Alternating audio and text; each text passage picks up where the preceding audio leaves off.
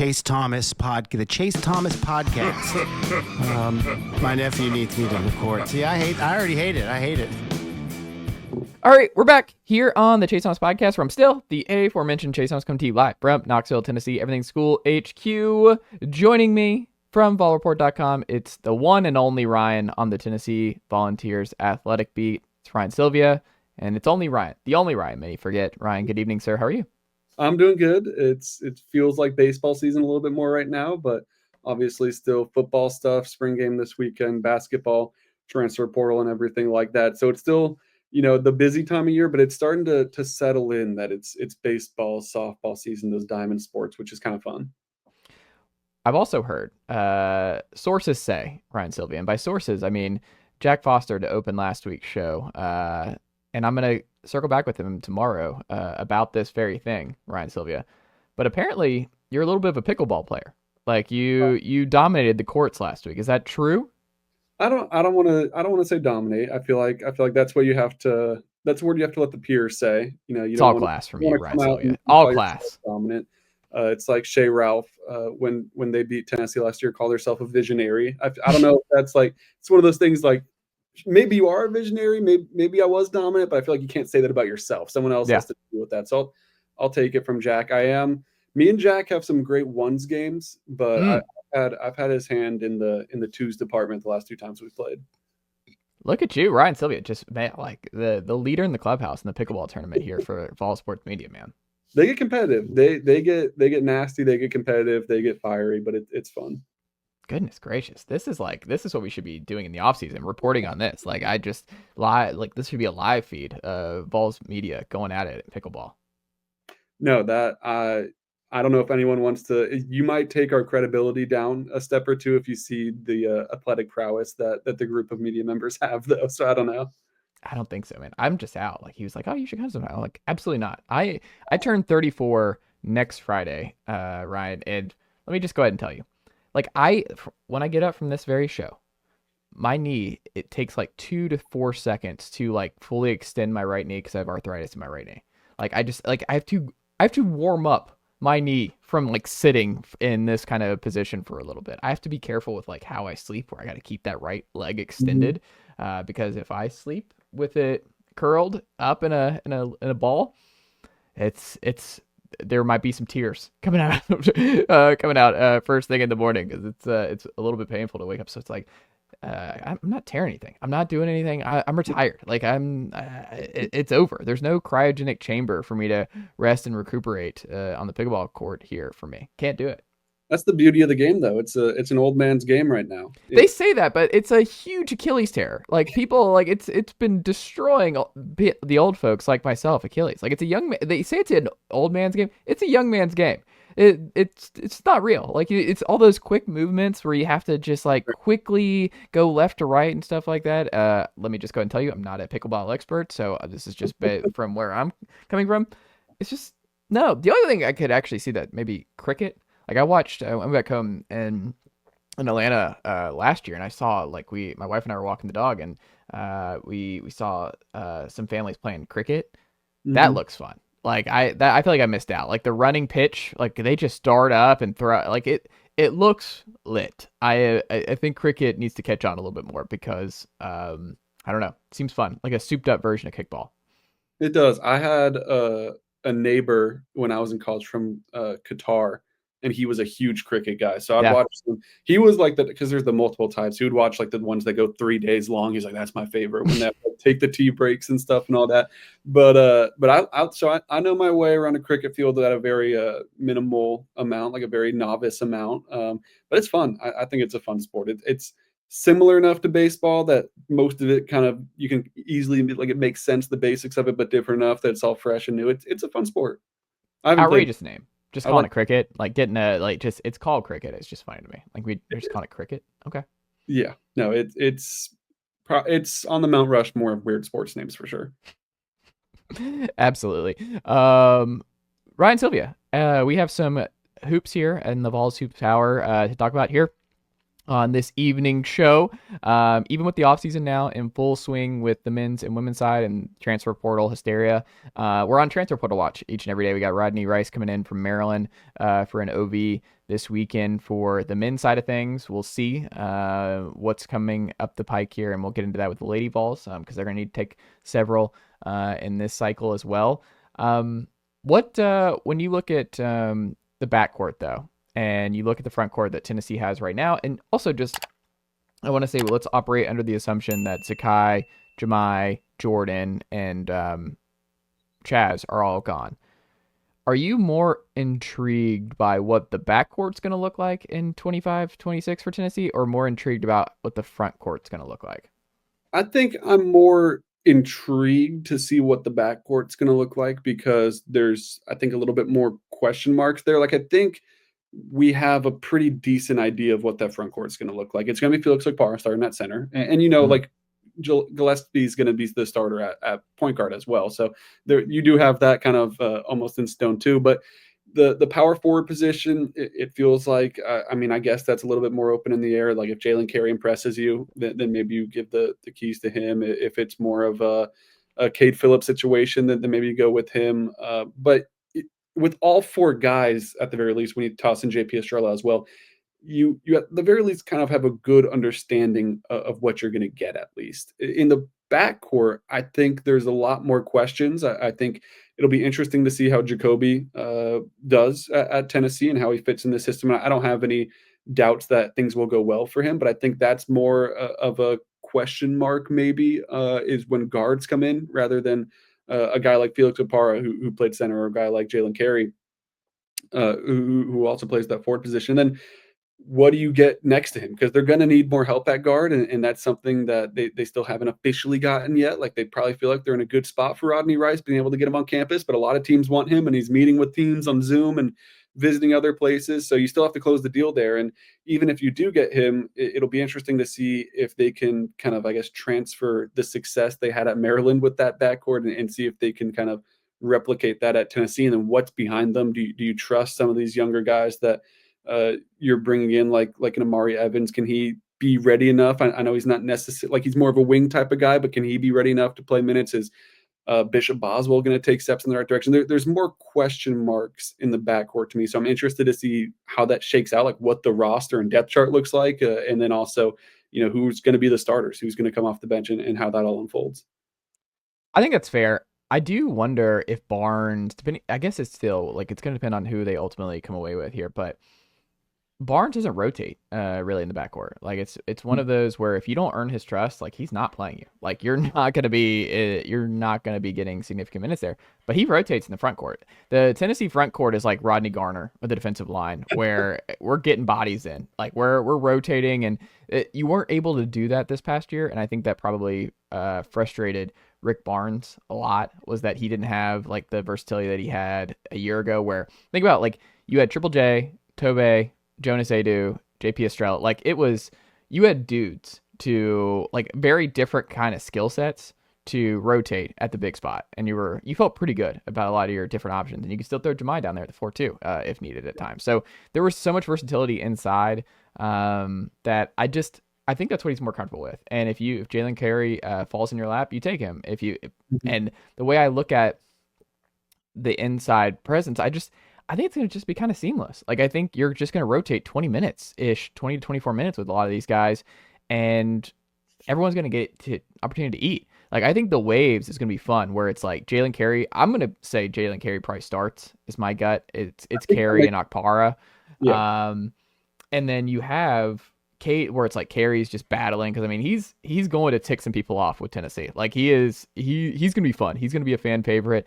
I can't wait for Tennessee Vanderbilt. That's gonna be absolutely insane with that atmosphere.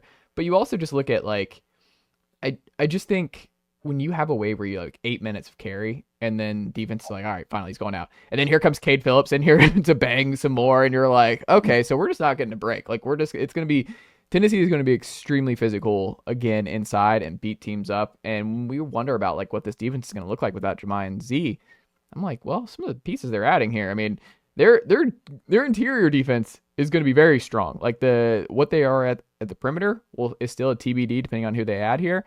But inside, I think this defense is going to be pushing opposing guards inside and like see what happens when you attack the interior. And you're going to have to beat us from the outside because I just don't think you're going to get a lot of opportunities at the rim against this group. So for me, I think I'm with you where the backcourt is still just a huge TBD for me. And I think there's so many moving parts there that like, man, I don't know. But I also think it's going to get cleared up very quickly because I don't think you're going to, even if you add several guys here, I don't think some of these guys are going to play. Like, I think it's just going to be Barnes is going to trust 4 guys in that 3-man starting lineup there at the 1, 2, and 3.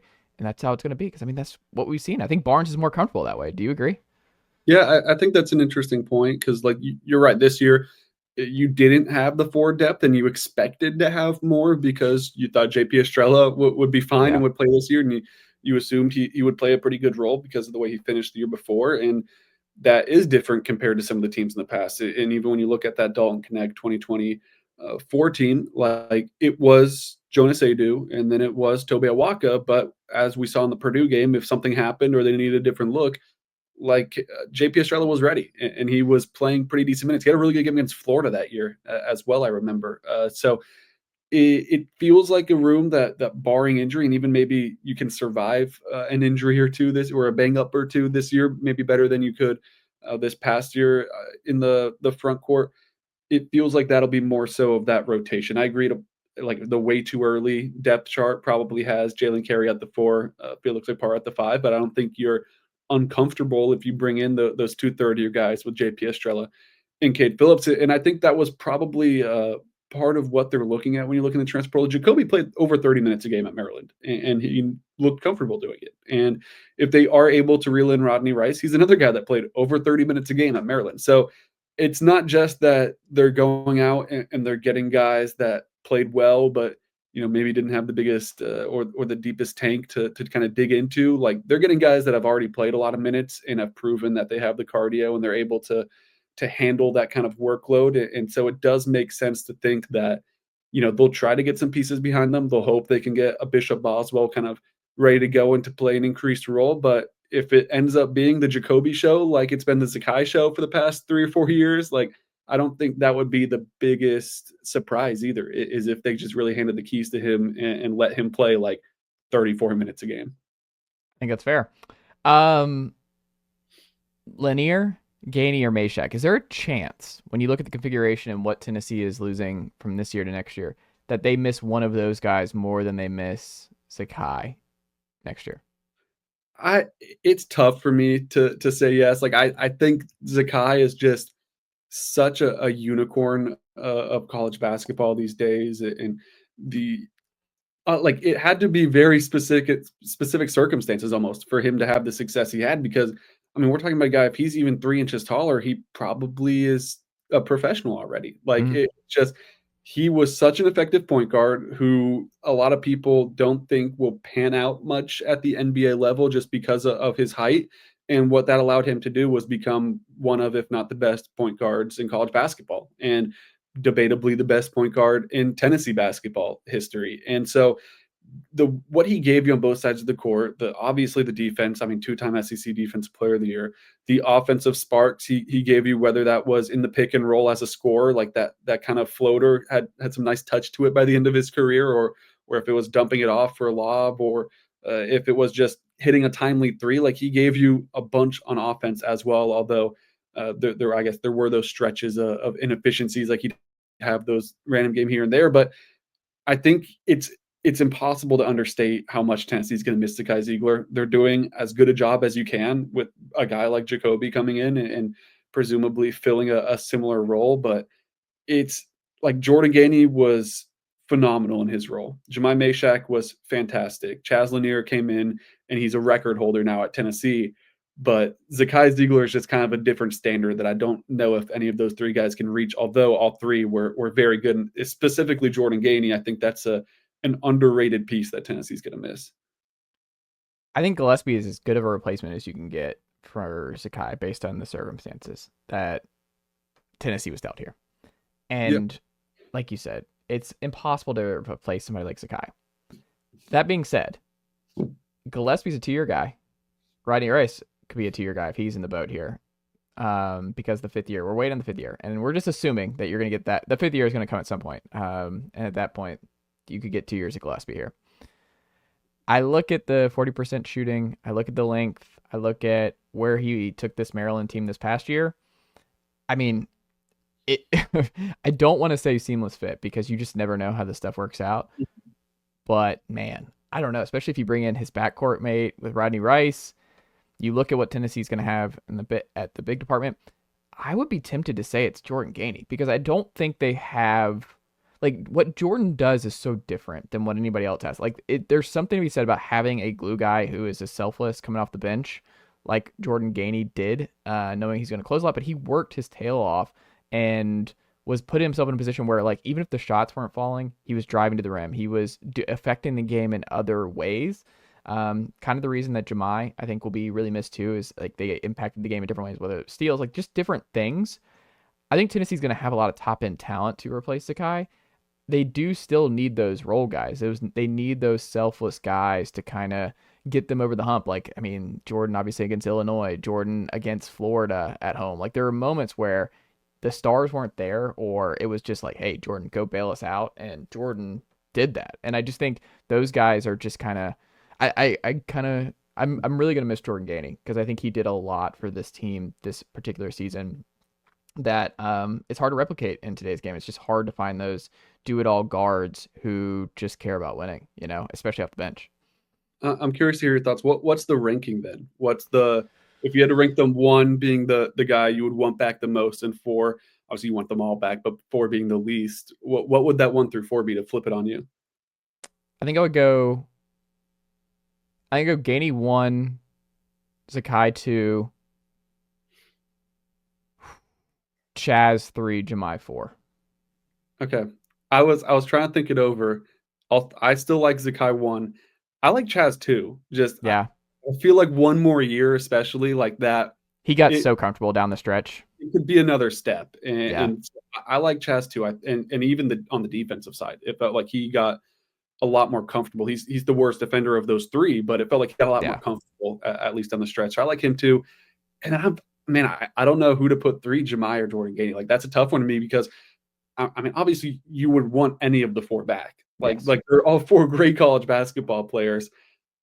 Part of me wants to lean Jordan Gainey because of all the reasons you just laid out and how important that is to have a guy like that on your team. But, I mean, do you want to pass up Jemai Meshack, who for my money is the best defender in college basketball last year? I don't like. I was a little surprised that Ryan Kalkbrenner won that award over him. I thought Jemai had a very strong case for it, and I'm not sure if I want to leave a guy like that out either. But I guess I would have to slide Gainey at the 3 and somewhat agree with you. But it's tough. It's a tough question because all 4 guys are like, you could make a case for any of the 4, and I think you have a valid case that you could argue. I mean, what would you say? I mean, and we'll move to Lady Vols here, or another Ament question, then we'll get to Lady Vols real quick. Ryan, I was thinking about this. Like, let's say they get Rodney Rice, right? Mm-hmm. I mean, that combination was really good. Had a deep tournament run. They played really well with one another. Z and Chaz were elite together, playing together this year. Can they be close to as good? Can they be as good? I don't think they can be better. Like, I don't think that combo can be better. But I think the sum around those guys can be better than what was around Chaz and Zakai for a lot of last year. And I think that's the most intriguing part about all of this is, like, if you get Rice in the boat this weekend and you're going into next year with Rice and Gillespie, I got to be careful here, but I do think Gillespie has more upside than Chaz did this past year. And I think Gillespie is more likely to be someone who's ready to roll earlier for Tennessee. Like Chaz, it took a little bit in SEC play to get going. I don't think that's going to be a thing for Gillespie. I think Gillespie is just going to be a really good player from the outset and is in a position to be the best player on Tennessee next year on a team that could make another deep tournament run. Like, I don't want to throw like he's going to be closer to connect than Chaz was, but I do think it's fair to make the argument that he will have a more of an impact than Chaz will over the course of a full season. Like, I wouldn't be surprised at the end of next year we say that Gillespie was bigger portal addition than Chaz. And they're all great. Let me be perfectly frank here. They're all great. We're splitting hairs. But I do think the path to Gillespie being better over the course of a full year is higher than Chaz last year. Yeah, I think you hit it there. It is splitting hairs because you don't connect. Obviously, one of the greatest Tennessee players of all time in just 1 year. Like what he did was phenomenal. Chaz Lanier, as we talked about earlier, record holder for threes made in a season, and Jacoby has a chance to come in and kind of enter his name in that group. And I agree. Like it feels like a Rick Barnes player. It feels like a guy that's just going to come in and get it pretty quick. And, once you get kind of the basics of the terminology and things like that are different from place to place, it feels like he'll hit the ground running. The scoring, I can't imagine, will be at the level of a Dalton or Chaz, but the facilitating, the kind of just all around play, like the little things, the stuff that doesn't show up in the stat sheet to be cliche, and of course the defense, like that, I feel like will put him on that level as an all around player. It's interesting when you look at him and you think about if they are able to land Rodney Rice, though, and then you compare it to the rest of Maryland's roster from last year. Like Tennessee doesn't have a Derek Queen on their team, and I think that's not a understatement to say like that was one of the better players in college basketball last year.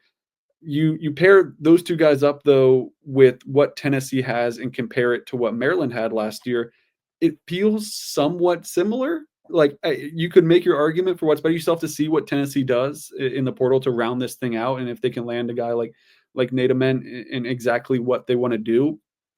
But it feels like a similar roster. So you almost kind of look at what Maryland was able to do, which was be a 4 seed and get to the Sweet 16.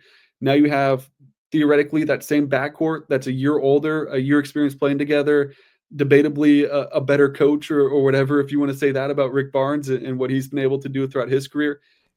I mean, I think you take a 4 seed if you're Tennessee next year. I think you take a 3 seed if you're able to take that next step and you run with it. So I think they're just kind of put a bow on it. There's a lot to like about adding Jacoby, but also if you're able to grab a former teammate in Rodney Rice, like that feels like a good recipe for success.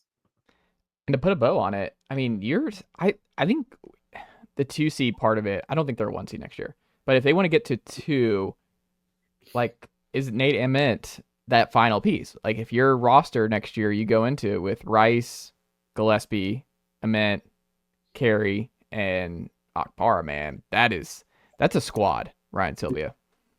No, that's feels like it could be that final missing piece to maybe not even be a 1 seed, but to maybe open the door to another Elite Eight, which then if you're at that point, like who's to say that's not the year you make the Final Four? Or even if you just get to that second weekend and you're able to get to that spot, who's to say that you're not able to string those 2 wins together and reach that first Final Four, because he's that like transcendent of a prospect. He's on Rivals. He's the number 4 overall recruit. He's a 5-star, the number 2 small forward in the class, and he stands all the way at 6'9". So like he's a versatile piece. He's got height that can help you down in the post, and he's got the athleticism to kind of be a wing guy as well. I think there's a lot to like about him, and I think that he's the type of guy where you have to see how it pans out. Like Tennessee fans have seen plenty of 5-stars come in and have all this hype that they're going to be these, high lottery picks, and maybe they do well. Like they've had their share of one and dones. When you look back at a Kennedy Chandler, Julian Phillips,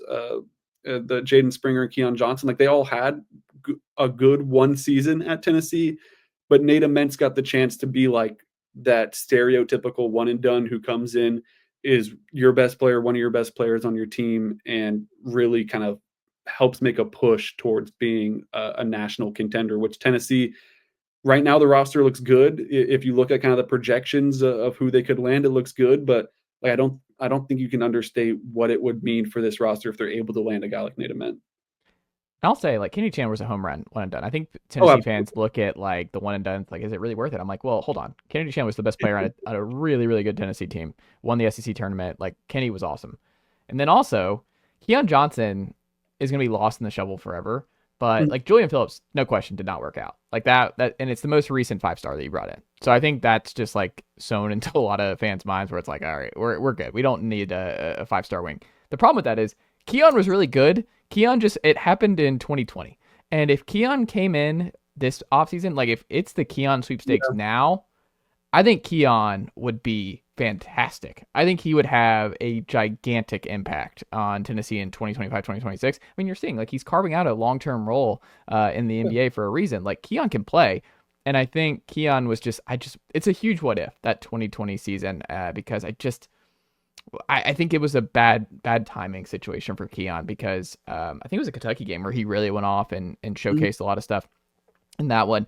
I don't know. I'll go to bat for Keon till the end of time, Ryan Sylvia, because I just think it was just bad timing with COVID and everything for him. Because if he comes in now and you swap out him for Ament, and I understand like Ement's a bigger prospect. I'm just saying I think Keon would have been really good, especially with this kind of spot with where Tennessee has openings, and if they get Ament, then man, that's a squad, and we'll see if they're able to. It looks like a Duke Tennessee battle here at the end, but I mean, if they're able to overtake Duke, I mean, even if you're not, like, there's still guys like Elijah Freeman out there. There's still other opportunities. Burry's just committed to Arizona tonight, so that's off the board.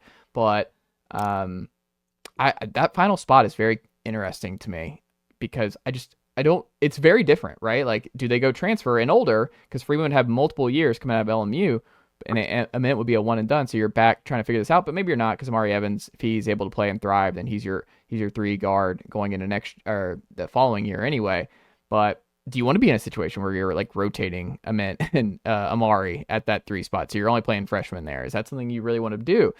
You also don't want to irritate Amari because if you bring in Nate Ament, like how much can he really play? Like there's so many interesting things about team building now that I'm just fascinated. I could pick Rick Barnes' brain about this all day long because I just think there's not a lot of wrong answers here. You have to pick a path, and Tennessee has a lot of different ones they can go here down the stretch. Yeah, I mean, it's a good issue to have, of course, where you're in the running, like you're one of the finalists for a guy like Nate Ament, and you already have a guy in the portal like Jacoby who said he's trying to go out and land him and also try to help recruit Rodney Rice. And if it doesn't work out, like you mentioned, I mean, Elijah Freeman's right there, and I feel like that's a high upside, maybe a bit more of a project player because you haven't seen him do it at the D1 or Power 5 level yet. But he's showing flashes that he could be a really solid piece at a similar position than Nate Ament plays. The ceiling's not as high, but like he could work out and be a good player if that's the route Tennessee wants to go as well. So you have options. I think you have to feel comfortable about Nate Ament, especially just looking at the upside of things. Like you would not give him the keys necessarily, but like you would have to trust him to a certain extent, even if things don't get off to the hottest start. Like if it's inefficient at first or something like that, like I still feel like you'd have to ride that out because of the type of player he could be.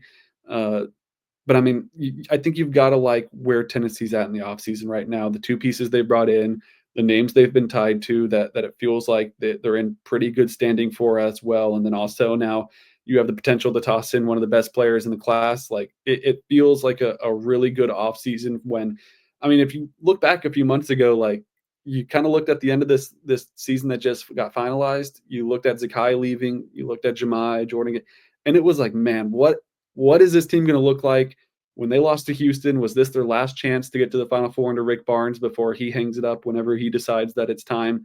And now all of a sudden you're kind of building back to that point where, hey, even if it's not next year, like there's pieces that they're coming in, they're returning that have multiple years of eligibility, and things are really looking like they're on the right track. Yeah, I think the sky's the limit still, and I think he's reloaded. And I think if you're able to close with Rice, you have Gillespie and Rice. It's a good backcourt foundation. You still have Bishop Boswell going into year 2. You still have Mari Evans coming in. You have some more transfer portal additions to add.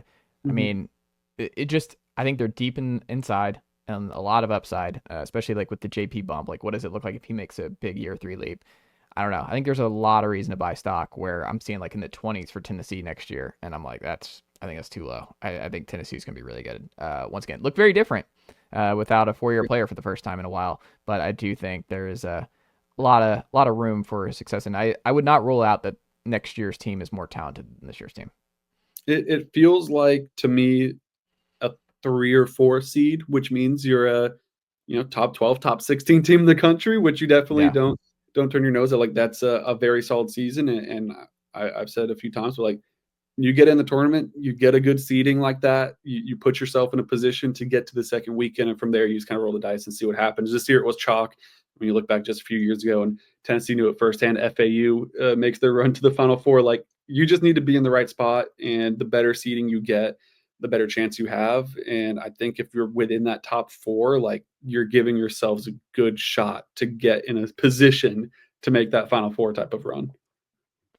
I like it. Who are the key transfer portal names to know for the Lady Vols here, Ryan? Yeah, they're swinging for the fences. Like, they're not coming out and trying to, pair some role players or take some shots at necessarily like mid-major type targets to see how it pans out. Like, they're going for the top names in the transfer portal, which I think is a pretty cool thing to see. And at the top of the list is Cody McMahon, someone that Tennessee has some familiarity with out of Ohio State that they just beat in the NCAA tournament. Obviously, they were impressed by her game and what she has done all her career, but like, she had a good game against Tennessee as well. So they got to see it firsthand, and they're making their pitch to her, and they'll see, because that's part of the issue when you're going for some of the top names is everyone else that's going for those names. Like, you just saw it with Latson out of Florida State college basketball, or women's college basketball's leading scorer last year. You lose out on her to South Carolina. Like, yeah, if you're going for that type of player, then you're going to have to compete with some of the best teams in the country. So you have someone like Cody McMahon. You have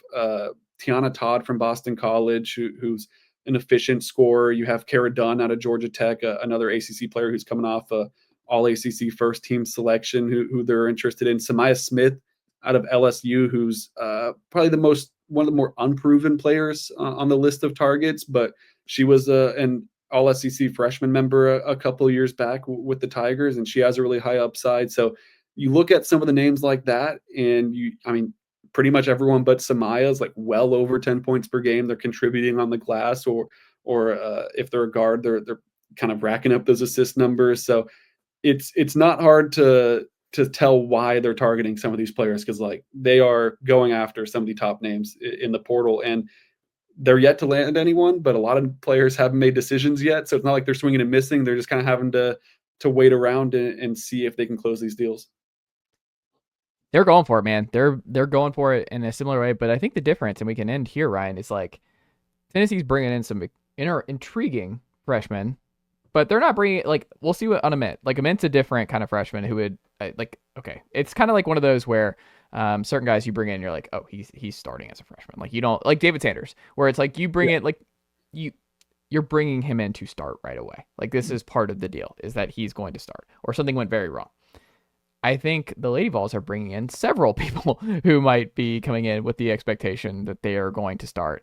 I mean, when you're looking at the roster, you're looking at who they're targeting right now in the portal. How many are you forecasting as starters, potentially, as true freshmen for the Lady Vols next year?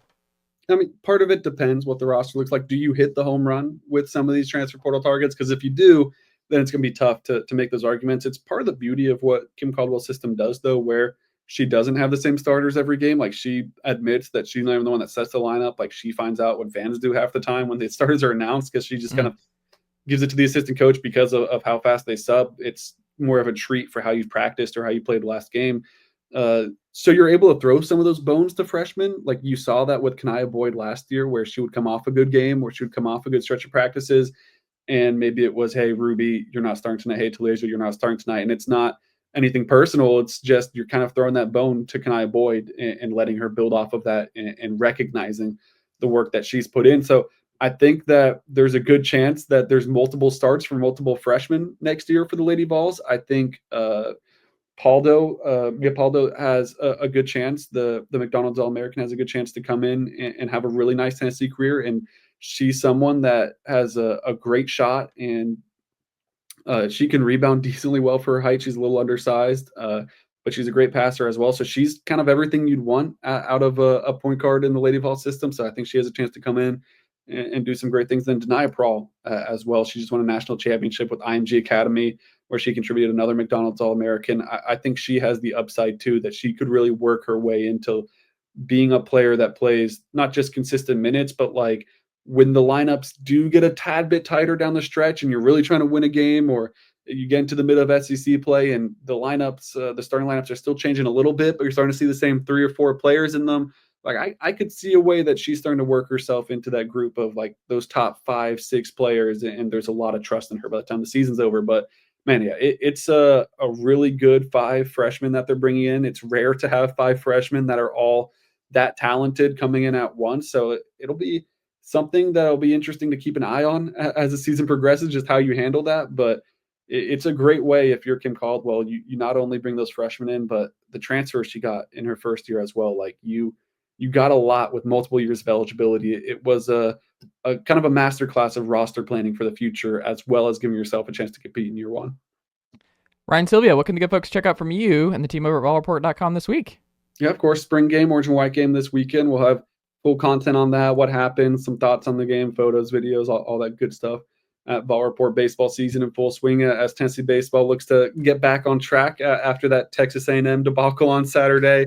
Softball still doing their thing. They look really good. And then keep you up to date on everything transfer portal, recruiting, see what Ament does, see what all these different pieces end up looking like for Tennessee men's, women's basketball over at Vol Report. I love it. Ryan, Sylvia, always a pleasure, my friend. And I'll talk to you again next week. Thanks, Chase.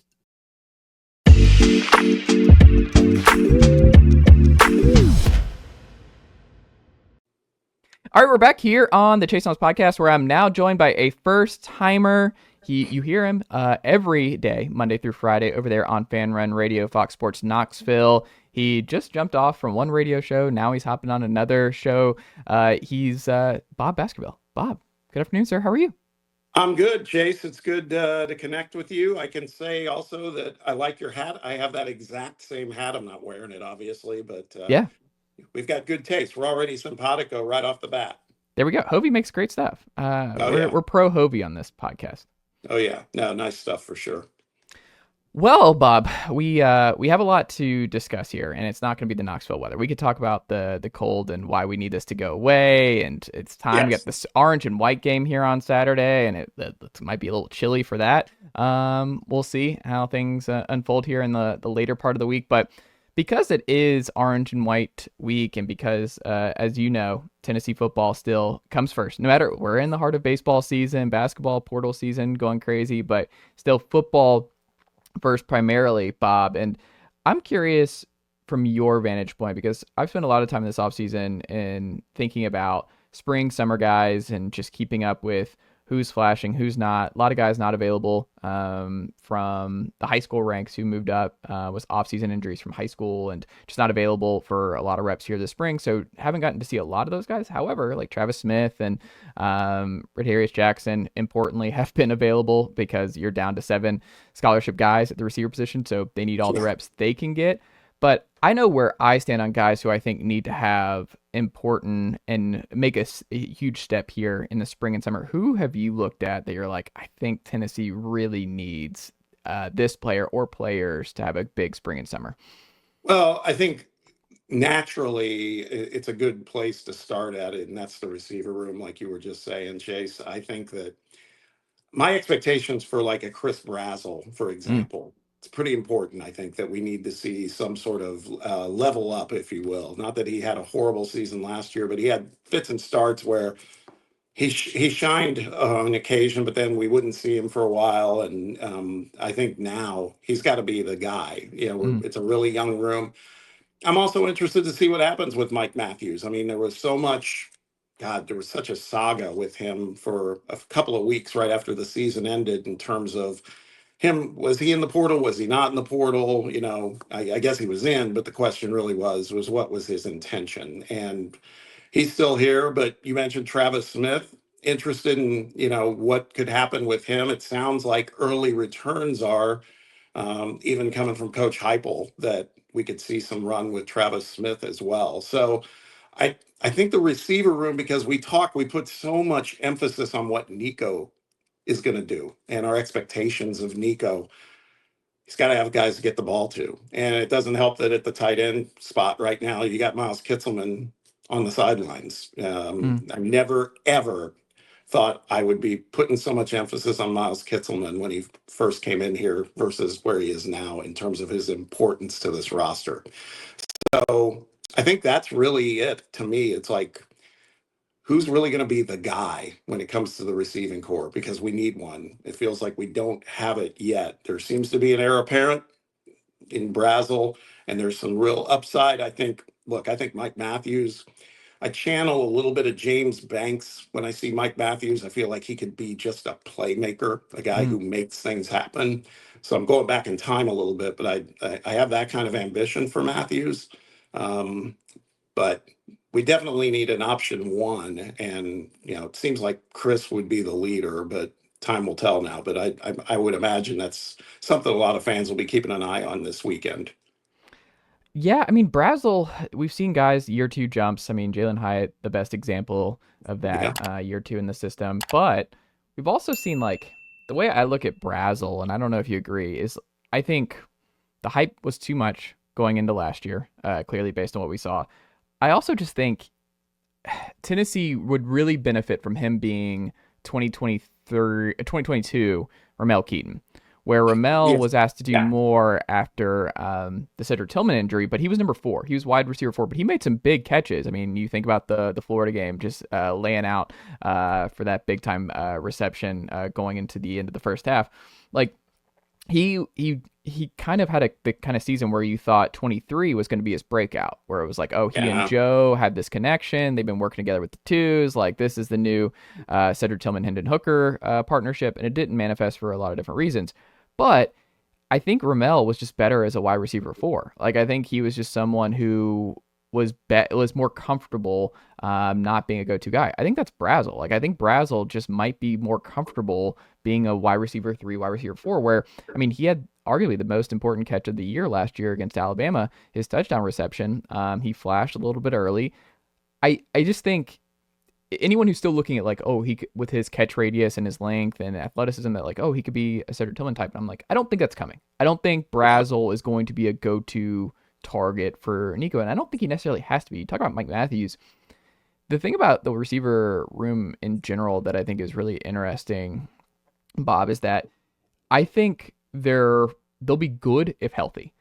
I think it's one of those where they have such a razor thin margin of success there because they are so thin with seven scholarship guys and 3 of them being true freshmen, that if Braylon Staley, who has not been available, you talk about Miles Gitzman not being available.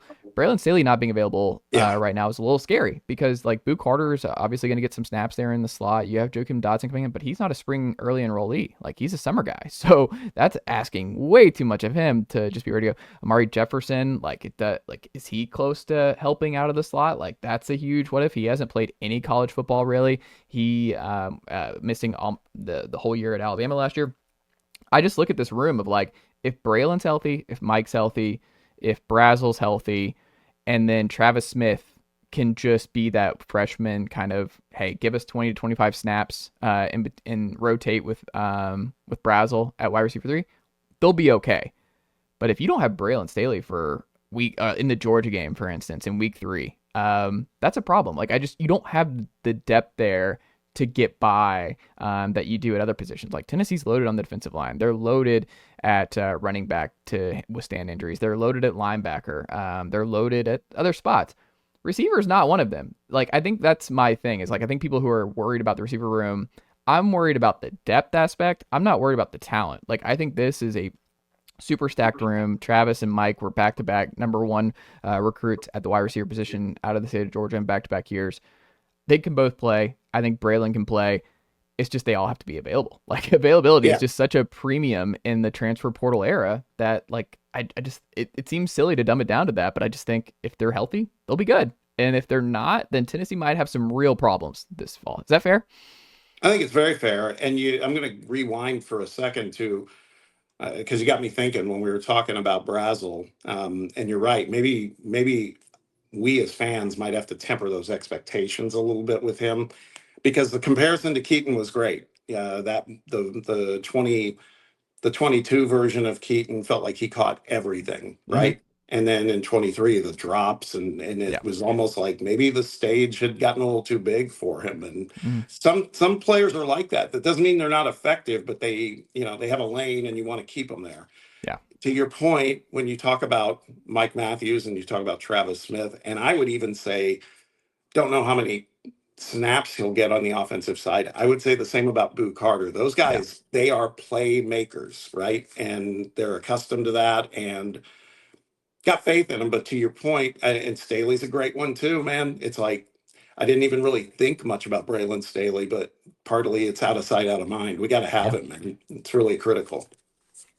he's an X factor because I think he's gonna have to play a bunch of snaps. Like you can't like Boot Carter will play, but you don't want Boot Carter doing the Travis Hunter snap count. Yeah, like right, that's right. not what you don't want to be in that position. But we'll see. But it's also like the risk of adding Amari Jefferson instead of somebody else in the portal who was more available to help in the slot position. Like you took a flyer on a guy who may or may not have been available and didn't play at all. Like huge upside. Obviously a 4-star guy out of Baylor. He was super talented out of high school, but availability is still just such a increasingly valuable asset to big time college football because these teams are just thin. Like there's just a lot of thin groups. I mean, you look at the Georgia edge spot right now, super thin. They had one guy go to the portal and Damon Wilson to Mizzou, and it's just like, oh, they're having to move guys around, and that didn't used to be the case. Like Alabama didn't have to like panic if one guy entered the portal at a premium position, but even the big dogs have to worry about that. So Braylon not being available would be a huge issue for Tennessee this fall, and I just think that's just kind of the nature of the beast here. Speaking of the offensive side of things here, Bob, are you buying or selling that the offensive line will be better in 25 than it was in 24? I'm selling. Really? Yeah. Why? Well, okay. Let me rewind that too. I would say a key piece of this is Lance Hurd and what kind of Lance Hurd we get this season around, because he has said the very thing, like, hey, I had things to work through last year. It's going to be a different kind of year. Obviously, David Sanders, very excited about that. Lance Hurd was that was a gap for us last year. And so maybe I'm putting too much emphasis on what he didn't deliver. I think he's a key. He's a real key. If he can step up like he is even saying he's aware of needing to do, then I might change my position on it. But right now I feel like I'm thinking from a leadership perspective. I feel like we lost a lot, and I'm thinking mostly about Cooper Mays, et cetera. Yeah. That's my point. Physical skill, size, everything else. No, that looks like we could be in good stead. It's almost like you got to show me. That's where I'm at with them. I think that's fair. I mean, it's a big year for Lance Hurd. I mean, if he has a good year, he could be a first-round pick in the NFL draft. Right. Like, this is a huge year for Lance. So he has a lot to play for, and it's like that whole, for the NFL fans, like he's on an expiring contract, it feels like, where he's just playing for that next deal. So, I mean, he has a lot to gain by taking this offseason very seriously, being in shape, being ready to go, and being the anchor of what should be a really good team in 2025 for Tennessee. I think, like you said, the reason I'm more optimistic about the offensive line in 2025, I'm with you. Cooper is the one that scares me the most. It's just because you don't have a lot of leaders back. Like losing Cooper, losing Brew, losing Dylan Sampson all in the same offseason is tough. Like when you think about who the three most vocal leaders of last year's team, like I think those are the three. And that's why when fans were like, I'm ready to move on from Brew, I'm like, if Brew could get one more year of eligibility, like even if you don't love where he's at post injury from South Carolina, I'm like, that dude is extremely valuable. Like I would have taken Brew for one more year no matter what, if that was an option. But I look at this offensive line. I mean, I think like last year you were so beat up where you were having to go 12 personnel against Oklahoma just to get out of there with a win, because I mean, John Campbell couldn't play 50 snaps a game. You were having to rotate him in with Dane Davis. That was rough. Lance Hurd got better, I think, down the stretch, but it was still really rough early on. So it was just a combo issue there. But Larry Johnson quietly made some strides. And now you look at that rotation there. Bennett Warren, now 2 years under his belt, 4-star blue chip guy at tackle. Like you have Jesse Perry, seems like a utility guy who can play multiple spots. I just look at it as like, if Lance can't cut it, like I think they have options. Like they could swing David Sanders to left and put Bennett Warren at right or Jesse Perry at right. I think they have ways around where they're not beholden to three guys like they were last year, where it's just like, it is what it is. We're going to have to live in 12 personnel and chip guys off the edge to keep Nico upright. The one thing is like Satterwhite has the talent, but we've seen the difference between Cooper Mays and not having Cooper Mays at center for Tennessee over the last 4 years. And it's a very different setup. Granted, that was under different circumstances, and that was like week to week. That just changes things. You've had a whole offseason to prepare for life without Cooper. But I don't know. That's why you sign blue chippers. That's why you add 2 4-stars in Max Anderson and William Satterwhite in the same class. and they're duking it out for that starting center spot. Yeah. And I think Glenn Ellerby stuff, I know he's in a punching bag for Vol fans, and I'm sure you hear it all the time with your show. Yes. But the guys are good. Like, by and large, players play well. Like, Darnell Wright turned into a top 10 pick under Glenn Ellerby. Like, you can have your concerns about his identifying talent out of high school, but guys who've come in, like, and guys who do play for him are good. Like, the offensive line has been good. Like, they're averaging 5 yards to carry every year. Sacks have not been a huge issue for Tennessee at all in the last 5 years under Heupel. So I don't know. I think the offensive line's fine. Maybe this is great for me, Bob, because you're like turning me into like, I am a orange tinted glasses guy here on Wednesday afternoon, because I think it's going to be okay. Like, I'm not freaking out about it. I hope I'm wrong, and I'm not saying that I'm convinced it's going to be, an abject failure or anything like that. I just think I have a few concerns in terms of, again, who's going to be the guy. You've got Ellerby, of course, but who's going to be the guy on the field that's going to get into that line and, kind of get in their heads, like, elevate it, just, again, be a leader. And it could be, what, honestly, it might be Sanders. I mean, he's just such an impressive kid on every level. I could see that. I mean, the guy feels like he's built for that. So let's see if that could happen sooner than later. For sure. Final football thing. I was not happy to be right about this, Bob, last year, but Arkansas was the one I had circled before the year where I'm like, this is just has all the makings of a road letdown. Like, Tennessee does not have great history in Fayetteville. For whatever reason, I did not like how that game looked and where it sat and where people were looking. I was like, this is just, I don't like it. Like, I don't like where this sits, and there's one of those games every year. Do you think it's like Mississippi State this year where, hey, cowbells, you never know. That could get a little dicey. We'll see if there's any improvement with Levy and company, with Blake Shapen here in year 2. But is that on the table, or do you think Tennessee's going to avoid any of those road slip-ups that was the difference between Tennessee hosting a first-round playoff game versus having to go on the road? Do you see that on the schedule in 25? It's a fair question because it seems like we have one every year, right? It just happens. I'm not sure which one it would be.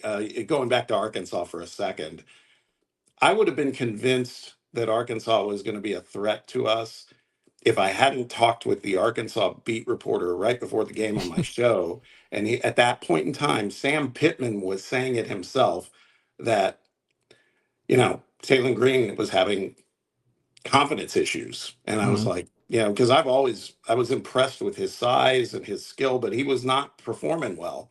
But of course, wouldn't you know, he played great, threw great balls against us. It was very, very frustrating. But they played keep away. They did the Matt Corral thing, and that Tennessee just can't get off the field on 3rd and 5. Like, it was just right. Like they weren't going to dice you with the big plays. They were just going to they were going to beat you 3rd and 5 over and over again, and you couldn't stop it. Yeah. So I was so convinced, like, man, if the Arkansas guys are saying that we got trouble, and they got trouble, and sure enough, they turn around and, punch us in the mouth. As far as this coming season, Mississippi State's interesting. I'm trying to think of other games, namely on the road. I don't worry about some of these opponents at home, but is it Kentucky? Again, probably not. I don't think so. I think Kentucky's kind of, I don't want to say washed, but they're kind of back to square one in a lot of ways. And part of it is I just feel like their coach is, cruise control might not be the right word, but it just feels like they're in a very different place than they were a couple seasons ago, not in a good way. So, I'd ride with you on Mississippi State if they get Blake Shapen back, and because he was playing pretty well before he got hurt. Levy's got that offensive mindset, and playing in Starkville can get loud, a little unruly.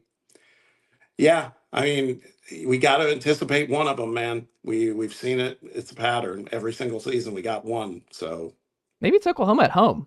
Just because the nature, and if Oklahoma's offense is good, if Mateer and company is good, like, maybe that's the one. Maybe it's not a road slip up. Maybe it's the home game. Maybe it's because you've lost one home game in 3 years. Maybe that's the surprise this year, is that it's Oklahoma. I mean, talk about a show me season. Oklahoma is, Venables he's got to make something happen. You could tell by how active they've been that they get that. But God, I hope not. I don't ever want to lose to Oklahoma. I want to lose as little as possible, but not at home, man. I hate that. I hate that thought. Damn you, It's one of the Chase. things don't take for granted for Heupel, man. Through it, one home loss in 3 years, and Yeah. I mean that's really good, really good spot to be in, Bob. So final two things here for you.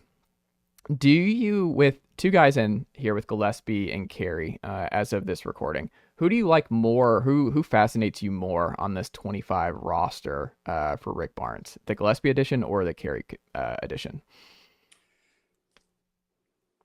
I think I'm going to say the Carey edition. And here's why. I mean, first of all, it's kind of felt a little fait accompli that we were going to have Jacoby Gillespie Yeah. on the team. Just all indicators were that he was coming. Of course, we need a point guard that's going to play at a high level. He checks off those boxes. Think he shoots a little better than our previous point guard, which is a good sign. I don't know how much he can create off the dribble. He might be more of like a off ball, get the pick and pop type guy. All that to say, I'm not worried about Jacoby Gillespie. Jalen Carey is someone that I have been very bullish on, primarily based on the performances he turned in against Tennessee last season. Kid averaged 16 points, 8.5 boards over 2 games.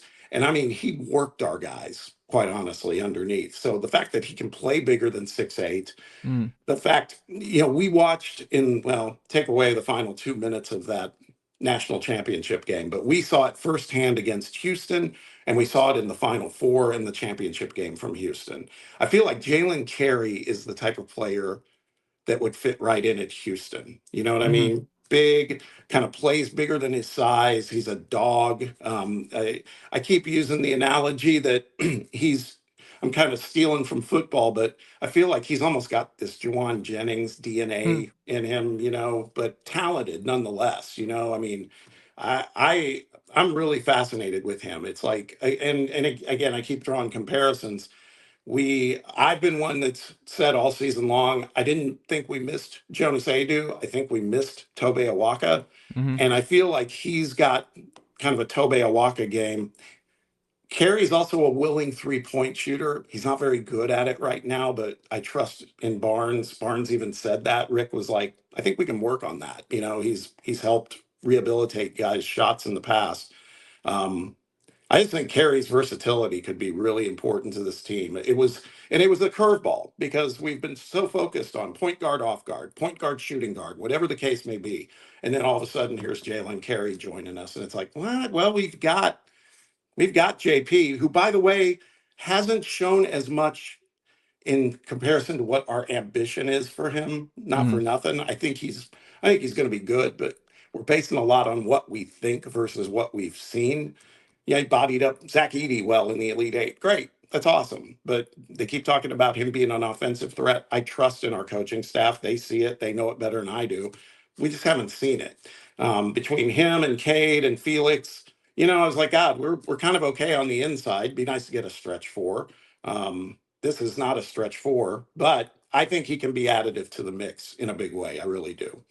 Yeah, the stretch 4 thing, because I think they're still in on the Robert Morris kid, and I'm like, why? If you're the Robert Morris kid, like, what do you want to walk into this for? Like, this is suddenly a 5 deep situation because remember, you have a prep kid coming in, 4-star Dwayne Brown, out of Hoover, so you assume you won't need him, but you also assumed you would have more depth inside than you did this past year with Estrella not being available, and Dubar not really working out as a stretch 4, and kind of Igor not being able to trust him down the stretch, and which is foul trouble and different things. And I don't know. I'm like you, where I just think Gillespie's gonna be a plug and play, and it felt inevitable, where it's just he's gonna be good. Like, it's just one of those things you just write, he's gonna be good. Like, I'm just no worries about Gillespie. Carey is just like, oh, we're going to do some bully ball stuff, where Felix and Carey are probably going to start next to each other. And Barnes is going to love it. It's just a Barnes special to play those two guys and to be physical out of the gate, and then be able to throw Cade when you're like, all right, I'm tired of Carey. And then it's like, oh, here comes Cade Phillips and his physicality for 8 minutes. And you're like, okay, is this ever going to end? And it's just waves. And Barnes rotates at the big spot. He doesn't really rotate his guards all that much. He plays them a significant amount of minutes, but the bigs will rotate. So I think that's how you sell it, is like, hey, yeah, if you're worried, if you're JP, Cade, whoever, you're going to get opportunities. Like, you're going to rotate. He's not going to play these guys 36 minutes a night like he does the guards. Well, I think the other thing too with Carey, I'm sure you've seen some of the stuff. The guy is a walking soundbite. I mean, it's rare for us. We feel like and our guys are tough as hell. At the same time, sometimes I feel like, we got a lot of nice stories with our team. It's Mm. like it'd be nice to get somebody who was unlikable by the opposing fan base. The last time we had that, in my opinion, was probably Grant Williams. Mm. And we need something like that, in my opinion. And I Slapstitch fit trust that bill, I Barnes. think, a little bit. What's that? Euros filled that role a Yeah, little bit. but yeah, not the talent Right. side. But yeah, you're right. And also it's like I trust Barnes will manage that part of it too. He's not Mm-hmm. going to let him just be a total hothead and go off the handle. But I kind of want someone who's a dog, that's that kind of guy. And you're right. I think his motor, and you pair that up with Felix's motor, that's going to be tough in the paint, man. I Yeah, believe that. 100%. Finally, and I'll get you out of here, Bob. What's been the biggest surprise for you with this baseball season thus far? We were talking about this on my show today. God, it's going to sound a little trite. I think it's the depth. Hmm. And that's crazy to say because we have all sorts of players and we have for years. But the reason I say that is I'm focusing on this one guy who is absolutely shredding the midweek pitching, and that's Chris Newstrom. Mm. And the truth is, he played a little bit against Texas A&M last weekend. Don't want to recant that too much, but um, I'd like to see this guy perhaps get a little more play.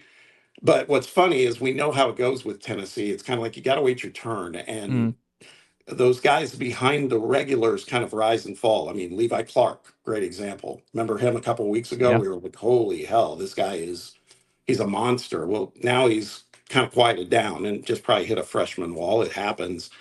Newstrom has been pretty consistent. Plus, he plays a lot of different positions. Mm-hmm. So for me, I would love to see him get in the lineup more. I don't know if it's possible just because there's so many guys, but that's what's really surprised me. And I guess Dalton Bargo, I got to be honest, I felt Bargo, based on my sample from him last season, was like, yeah, he's a good fill-in guy. Mm. He'll be all right. He's turned into a must-play guy right now. Yeah. His bat is so productive. And he's another guy who can play a number of different positions. Maybe Bargo is my biggest surprise. So it all speaks to the depth of the team. But what I'm getting at is somebody has kind of come out and emerged. I expected Dean Curley to do stuff. I expected Hunter Ensley to do what he does. Fisher is just a beast, but we kind of expected that, I would say, to a certain degree. It's why we were happy to get him. Mm-hmm. Liam Doyle, same thing. I think Bargo's an interesting one for me because I was expecting him to be a guy who's like a spot DH and a pinch hitter, but man, he's playing a lot and he deserves it. I mean, without Azuna in the fold, Bargo's role increased. You looked at it. I mean, he's forced his way into the top half of the lineup, like you said. He's been a great story, kind of like a Ben Zobrist type, where you're not really sure what his position is, but he just hits, and he's not ever going to be your best player, but he's also just someone who, when he gets hot, man, he's a hard guy to get out. And it's funny you bring up the Newstrom part of it too. What I was thinking about, because I think 25 or 26, excuse me, it's going to be interesting because if you have Ariel back and you have Manny Marin, who's a 2-year guy, so you have Marin, Abernathy, Ariel, Newstrom, I said Abernathy, right? And I'm looking around and I'm like, this could be a lot of small ball. We're so used to just the rocket launchers out of left field, right field, and everything else where you're just plugging and playing guys like Fisher and Ament at third who's just going to hit 20 plus bombs guaranteed. And I look at next year's group and I'm looking at the big time talent Tony's brought in the last 2 cycles. I'm looking at it and I'm like, this is going to be kind of a different type of deal. I understand LNS will always be beneficial for hitting dingers, but I don't know. Have you thought about that where you're looking at next year's group and you're like, it's going to look different. It's not going to be the powerhouse guys, the Jordan Beck years. No, it's going to look, honestly, a little more like 23, 24 Kentucky, which really specialized in the small ball approach. And they were very good at it. I mean, really, really good. I don't know if I like it. I think I like the video game numbers that we're kind of putting out there some games right now. I mean, it's crazy. I mean, that first game in the A&M series, those home runs that Fisher hit were just vicious, man. I mean, just destroying the ball. It'll be different for sure. Reese Chapman, help me out. Do you know? He's gone after this year? Yeah. This is it. Okay, yeah. I couldn't recall because he's impressed me a lot this season too so far. He's having a great year. So to your point, I think it's going to be very different. And sign of a great team, great managers win in different ways. Sounds like we'll put that to the test maybe in the next season. Bob, this has been great. What can the good folks check out from you over at Fox Sports Knoxville, FanRun Radio, and Rocky Top Insider this week? Yeah, we're doing, we're making that transition. Had a little bit for a day or two of a college basketball hangover, just because it's over now and we're kind of packing that up. It's like you're packing up a summer home and putting things away for a while till you come back. But the portal keeps us honest. There's going to be a lot going on there. We'll be pivoting to baseball, heavy into baseball. We got Masters this weekend, so we'll be talking about that as well. I also do a podcast on the FanRun app called In the Bonus that focuses on college basketball. We're going to be recording that later today, kind of tying up loose ends, talk about the Final Four, talk about the road forward for Tennessee, talk about maybe the best conference showing from a college basketball conference in the game's history. The SEC was just so phenomenal this year. And where do they go? Will they ever pass that way again? Next year, I think the SEC will still be great, but maybe not quite as dominant as what we saw this season. Yeah, the other big dogs, man, the ACC and the Big East, they're spending because they're looking at it where it's like, we're going to go less into football with this and we're going to go more into basketball. So it's going to be interesting to see how it all plays out with the SEC and everything else. But go subscribe wherever you get your podcasts and everything else at FanRun Radio. Go support the good folks over there and Bob's show Monday through Friday. Bob, thank you so much for the time, and we'll have to check back in again soon. Hey, Chase, I appreciate you having me on. It's been a lot of fun. Would love to do it again sometime, and keep doing your thing. I'm very impressed with what you got going on with the Chase Thomas podcast. I appreciate that, Bob, and we'll talk again soon. All right. Nicely done, nephew. The Chase Thomas podcast. Hell yeah.